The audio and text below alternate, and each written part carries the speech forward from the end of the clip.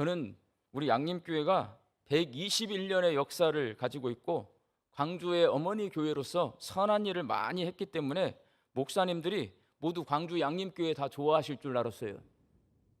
근데 오히려 우리 교회에 섭섭해 하시는 분들이 무척 많습니다. 그래서 제가 깜짝 놀랐습니다. 그래서 목사님들의 말씀을 경청하며 무엇이 섭섭한지 들어보았습니다.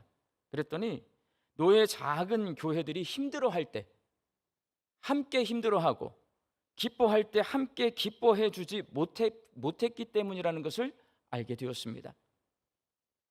우리 교회가 나름대로 도움이 필요한 교회들을 힘써 도왔지만 전남노예에 속한 교회들이 광주의 어머니 교회인 우리 교회를 향한 기대에 우리가 부응하지 못한 것입니다. 우리는 우리 기준으로 도와주었어요. 근데 우리가 첫 교회이기 때문에요, 우리에 대한 기대가 큰데 그 기대를 채워주지 못하는 거예요. 그래서 앞으로 전남노예 소속 교회들과 함께 울고 함께 웃는 교회가 되기 위해 힘써야겠다라고 생각하게 되었습니다. 오늘 본문 말씀인 로마서는 사도 바울이 로마 교회 성도들에게 보낸 편지입니다. 바울은 로마 교회 성도들이 모두 죄인이다 라고 말합니다. 본문 9절 말씀을 함께 읽겠습니다. 그러면 어떠하냐? 우리는 나으냐? 결코 아니라 유대인이나 헬라인이나 다 죄 아래에 있다고 우리가 이미 선언하였느니라. 바울 당시에는 우체국이 없었습니다. 그래서 바울이 쓴 편지를 누군가가 직접 들고 가서 로마 교회 성도들 앞에서 낭독했을 것입니다. 로마서는 바울이 로마 교회 성도들에게 쓴 편지예요. 우체부가 없으니까 누군가 직접 들고 가서 읽어줘야 돼요. 누군가가 직접 읽는데 로마 교회 성도들이 이렇게 제가 읽으면 여러분처럼 다 앉아가지고 듣는 거예요. 바울의 편지를. 너희는 모두 죄인이라는 말을 들은 로마 교회 성도들 기분이 좋을까요? 안 좋을까요? 여기 앉아 듣는데 다 죄인이라는 거예요. 바울은 말을 또 바꿔서 똑같은 말을 합니다. 오늘 보면 10절과 12절 말씀 함께 읽겠습니다. 기록된 바 의인은 없나니 하나도 없으며 깨닫는 자도 없고 하나님을 찾는 자도 없고 다 치우쳐 함께 무익하게 되고 선을 행하는 자는 없나니 하나도 없도다. 로마 교회 성도들 모두가 죄인이라고 말하더니 이제는 로마 교회 성도들 가운데 의인이 한 사람도 없다고 말합니다. 그 말을 듣고 있으니 기분이 안 좋습니다, 여러분. 한국교회 성도들이 선호하는 목사님 가운데 분당 우리 교회 이찬수 목사님이 계십니다. 이찬수 목사님이 우리 교회에 보낸 편지를 제가 낭독을 하는데 광주 양림교회 성도는 모두 다 죄인입니다. 광주 양림교회 성도들 가운데 의로운 사람은 단 한 사람도 없습니다. 제가 낭독하면 여러분 듣기 좋아요, 안 좋아요? 듣기 싫죠. 로마 교회 성도들도 마찬가지였을 겁니다. 로마 교회는 바울이 세운 교회가 아닙니다. 로마에 사는 유대인들 가운데 오순절에 예루살렘을 방문했다가 마가의 다락방 성령 강림 사건, 그 사건을 경험한 사람이 있는 거예요. 그 사람이 다시 로마로 돌아와서 이 로마 교회가 세워졌을 것이다 라고 그렇게 추측을 합니다. 로마는 오늘날 미국의 뉴욕이나 워싱턴과 같이 바울 당시 세상에서 경제와 정치가 가장 발달한 도시입니다. 그곳에 살고 있던 유대인들에 의해 세워진 로마 교회는 예수님의 제자나 바울과 같이 유명한 영적 지도자가 없었어요. 누가 세웠는지도 몰라요. 교회의 역사 아주 짧습니다. 얼마 되지 않아요. 그렇기 때문에 신앙의 기반이 아직 연약한 상태에서 교회 내부적으로는 어떤 문제가 있냐? 유대인들이 개척을 했어요. 그러다 보니까 로마 사람들, 이방인들이 나중에 전도돼서 들어옵니다. 서로 갈등이 있습니다. 외부적으로는 네로 황제의 박해에 시달리고 있었습니다. 그렇게 어려운 상황 속에서도 로마 교회 성도들은 믿음을 지켜내고 있었습니다. 그래서 바울은 이렇게 그들의 믿음을 칭찬합니다. 로마서 1장 8절 말씀을 함께 읽겠습니다. 먼저 내가 예수 그리스도로 말미암아 너희 모든 사람에 관하여 내 하나님께 감사함은 너희 믿음이 온 세상에 전파됨이로다. 바울은 로마 교회 성도들의 신앙이 널리 알려져 있다. 너희들이 어려운 상황 가운데서도 교회 세우고 믿음 지키고 있다는 거 다 안다. 이렇게 칭찬합니다. 그러나 칭찬은 그것으로 끝이에요. 한마디 딱 칭찬해놓고 로마 교회 성도들 모두가 죄인이고 로마 교회 성도들 가운데 의로운 사람 한 사람도 없다라고 말합니다. 칭찬 좀 많이 해주지 달랑 한마디 칭찬만 해주고 바울은 왜 로마 교회 성도들이 모두 죄인이고 그들 가운데 의인이 한 사람도 없다라고 말하고 있는 걸까요? 모두가 죄인이고 의인이 한 명도 없다라는 말을 통해 바울은 로마 교회 성도들에게 예수 그리스도의 복음을 믿는 사람은 인간을 어떤 존재로 이해해야 하는지 인간론에 대해서 말해주고 있는 겁니다. 지난주에는 제가 죽음에 대해서, 죽음 이해에 대해서 말했어요. 오늘은 인간 이해, 인간론이라고 해요. 로마 교회를 구성하고 있는 유대인 성도들과 이방인 성도들의 인간론이 서로 다릅니다. 유대인들은 하나님께 선택받은 자신들만 구원받고 이방인들은 죄인이라는 이게 배타적인 인간론. 우리는 구원받고 너희들은 구원받지 못해. 배타적이에요. 그들은 하나님께서 자신들에게 율법을 주셨기 때문에 자기들은 율법을 알고 그 율법을 가르친다는 자부심을 가지고 있었습니다. 근데 문제가 있어요. 율법을 지켜요? 율법을 행해요? 그렇지 않아요, 여러분. 율법을 알고 율법을 가르치지만 그 사람들, 이 유대인들은요, 율법을 지키거나 행하지 않습니다. 그러면서도 자부심만 갖고 있고 이방인들은 구원받지 못할 사람, 율법을 받은 우리는 선택받은 사람, 구원받은 사람, 배타적 인간론 가지고 있었어요. 로마 교회 이방인 성도들은 사람이 영혼과 육체로 이루어진 존재고 영혼은 선하고 육체는 악하다. 이게 플라톤의 이원론이라고 해요. 철학의 이원론적 인간론을 가지고 있었습니다. 이원론적 인간론은 진리를 탐구하고 도덕적인 수양을 쌓으면 구원에 이를 수 있다라고 주장하지만 실제적으로 욕망과 죄에 얽매여서 사람이 지성적이고 이성적이고 도덕적인 인간의 모습에 도달할 수가 없습니다. 끊임없이 논쟁이에요. 인간이 진리를 끊임없이 탐구하고 도덕적으로 수양을 쌓으면 이성적인 존재, 도덕적인 존재가 된다. 그게 철학자들의 주장이거든요. 그런데 살아보니 안 된다. 이게 왜 안 되냐? 이 논쟁이 있어요. 뭐가 잘못된 거냐? 이원론적 인간론이 잘못된 거예요. 인간을 잘못 이해하고 있는 거예요. 바울은 복음 중심적 인간론을 로마 교회 성도들에게 말합니다. 모든 사람이 죄인이고 죄인인 사람은 예수 그리스도를 통한 하나님의 은혜가 필요한 존재라는 것이 바로 복음 중심적 이원론입니다. 인간론입니다. 바울은 유대인이든 이방인이든 모든 인류가 죄인이고 사람이 율법이나 철학이나 도덕적 수양으로서는 의로워질 수 없기 때문에 지구상의 의인은 한 사람도 없다라고 선언합니다. 이렇게 모든 사람이 죄인인 이유는 인간이 타락해서 하나님과 관계가 단절되었기 때문인데 하나님과의 관계 회복은 인간의 노력으로는 불가능하고 전적으로 하나님의 은혜로만 가능하다. 이것이 바로 복음 중심적 인간론입니다. 하나님과 관계가 깨진 모든 사람은 다 죄인이고 이 관계를 회복하기 위해서는 반드시 하나님의 은혜가 필요하고 하나님의 은혜로만 가능하다. 이게 복음 중심적 인간론입니다.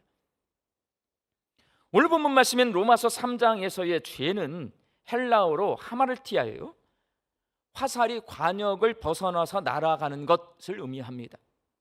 즉 죄는 하나님이 원하시는 지점이 아니라 하나님이 싫어하시는 엉뚱한 지점으로 날아가는 것을 말합니다. 화살이요, 하나님이 주인이시다라는 관역을 향해서 날아가야 되는데 내가 주인이다라는 관역을 향해 날아가 버리는 거예요. 이게 죄예요, 여러분. 화살을 쏘려고 활시를 당기려면 엄청난 힘이 필요합니다. 저는 할아버지를 따라 국궁장 있잖아요. 활 쏘는데 가서 활을 한번 당겨본 적이 있어요. 우리나라 활은 아무나 못 당겨요, 여러분. 정말 당겨지지 않아요. 엄청난 힘이 필요해요. 죄는 모든 사람이 하나님이 싫어하시는 방향으로 화살을 쏘기 때문에 엄청난 힘을 쏟아붓게 하는 강력한 능력을 가지고 있습니다.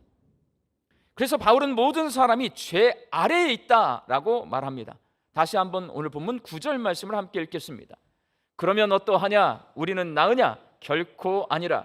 유대인이나 헬라인이나 다 죄 아래에 있다고 우리가 이미 선언하였느니라. 바울이 의인은 하나도 없다고 말할 때 의인은 하나님과 올바른 관계를 맺고 있는 사람을 말합니다.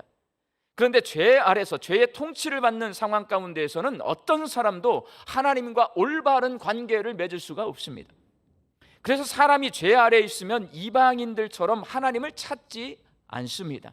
그리고 유대인들처럼 율법을 행하지 않으면서도 그것을 알고 있고 가르치고 있다고 자랑하는 무익한 일을 추구합니다. 행해야 되는데 행하지도 않고 율법 내가 알고 있어, 내가 가르치고 있어, 그래 나는 의로워, 이렇게 자랑하는데 그 자랑 아무 소용이 없는 거예요. 바울은 그렇게 죄 아래에 있는 인간은 악해지는데 가장 먼저 뭐가 악해지냐? 입에서 나오는 말이 악해진다는 거예요. 오늘 본문 13절과 14절 말씀을 함께 읽겠습니다. 그들의 목구멍은 열릴 무덤이요 그 혀로는 속임을 일삼으며 그 입술에는 독사의 독이 있고 그 입에는 저주와 악독이 가득하고.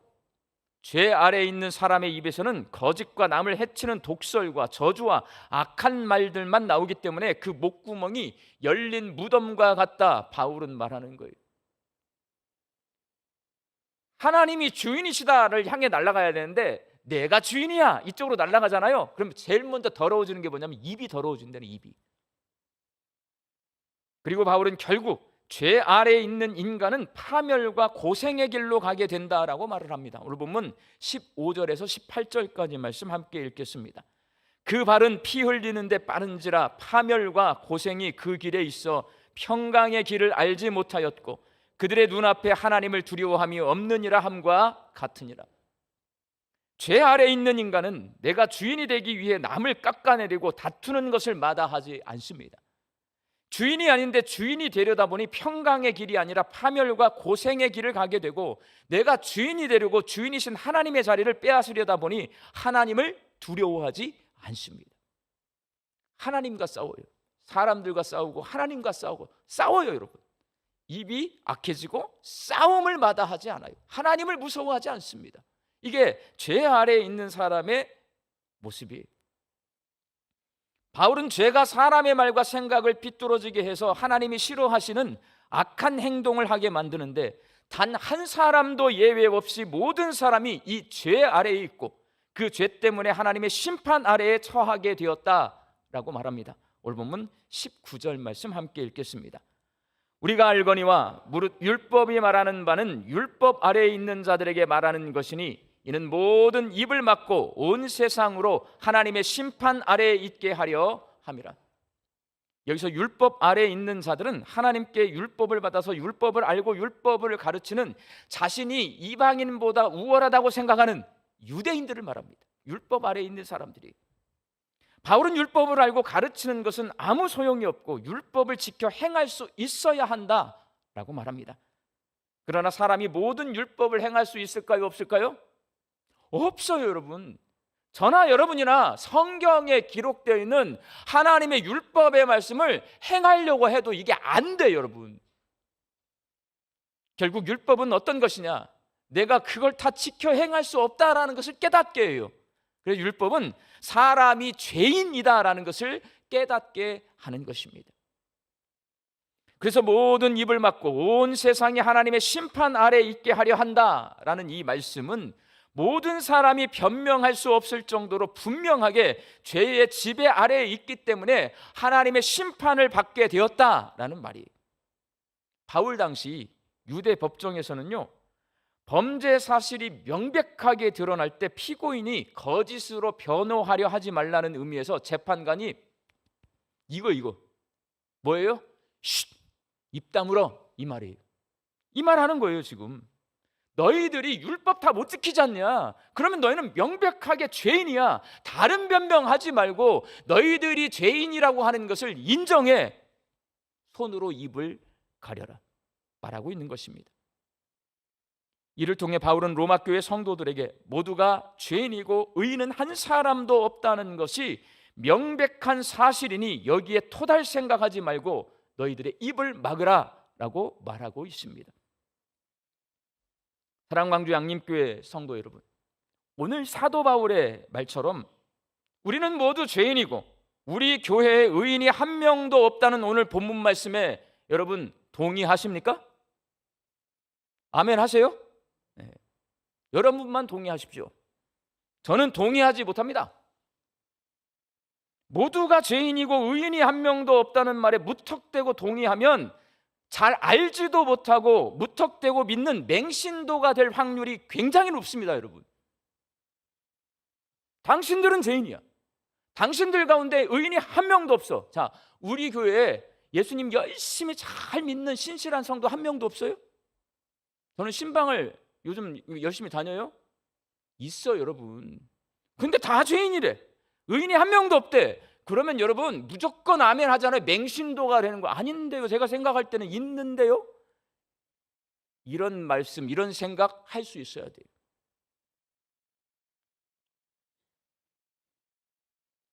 그렇습니다. 내가 죄인입니다 라고 쉽게 동의해버리면 내가 무슨 죄를 지었는지 알 수가 없고 죄가 무엇인지를 절대로 알 수 없습니다. 여러분, 그냥 나는 죄인인 거예요. 그냥 성경이 그렇다니까 난 그렇습니다.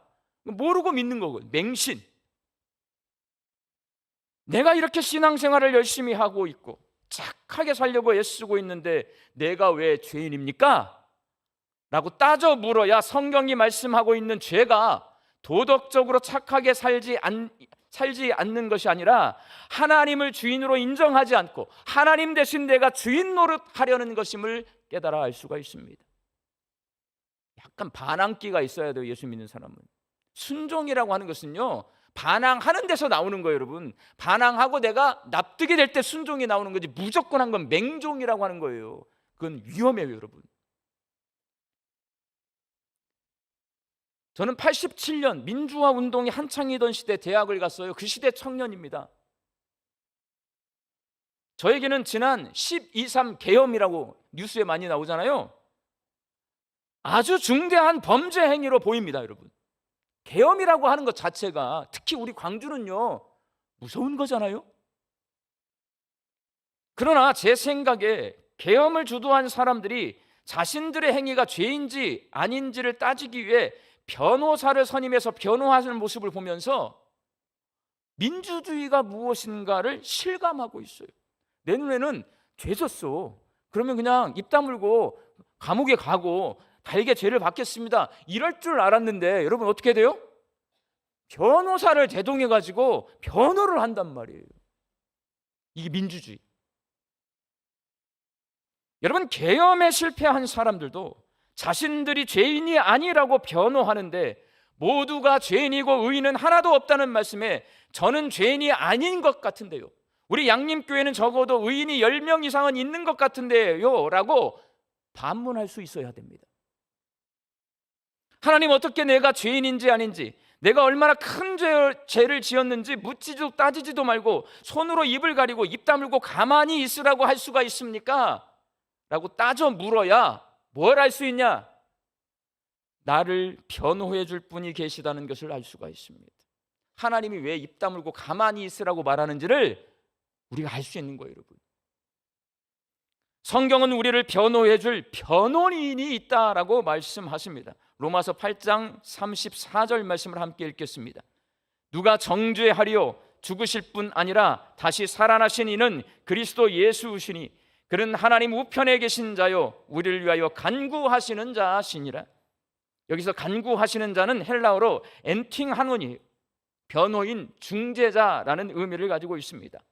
예수님이 우리의 변호인이라는 말씀이에요. 요한일서 2장 1절 말씀도 함께 읽겠습니다. 만일 누가 죄를 범하여도 아버지 앞에서 우리에게 대언자가 있으니 곧 의로우신 예수 그리스도시라. 여기서 대언자가 헬라어로 파라클레토스인데 변호인이라는 의미를 가지고 있습니다. 예수님이 변호인이라는 말은 우리가 아무 죄나 막 지어도 예수님이 변호해 주시기 때문에 괜찮다라는 말이 아닙니다. 예수님이 우리의 변호인이신 이유는 십자가에서 우리 죄를 대속해 주셨기 때문입니다. 예수님은 죄인임이 명백한 우리들의 죄를 자기가 감당하셨으니 의롭다고 칭해 주시고 성령의 도우심으로 새로운 갱생의 삶을 살 수 있도록 판결해 달라고 하나님 앞에서 우리를 변호하십니다. 예수님은 우리가 고용한 변호인이 아니라 하나님께서 알선해 주신 국선 변호사입니다. 우리가 변호인인 예수님께 지불할 수 있는 수임료, 바로 믿음입니다. 예수 그리스도가 복음이고 하나님의 은혜임을 믿을 때에 예수님이 변호해 주시는 혜택을 누릴 수 있고 하나님의 은혜를 누릴 수가 있습니다. 그래서 손으로 입을 막고 딴말하지 못할 정도로 명백하게 모든 사람이 죄인이고 의인이 한 사람도 없다는 말은 모든 사람이 예수님의 변호가 필요하고 하나님의 은혜가 필요하고 믿음이 필요하다는 말씀입니다. 우리 광주 양림교회 성도들이 하나님의 아들 예수 그리스도가 주님이시라는 이 복음을 믿으셔서 예수님을 변호인으로 모시고 하나님의 은혜를 누리며 사시기를 주의 이름으로 축원합니다. 기도하겠습니다. 하나님, 죽을 수밖에 없는 죄인인 저희들을 위해 예수님을 변호인으로 선임해 주셔서 참 감사합니다. 하나님의 아들 예수 그리스도가 주님이심을 믿어서 예수님을 변호인으로 모시고 하나님께서 우리에게 베풀어 주신 크고 놀라운 은혜를 누리며 살게 하여 주옵소서. 예수님의 이름으로 기도하옵나이다. 아멘.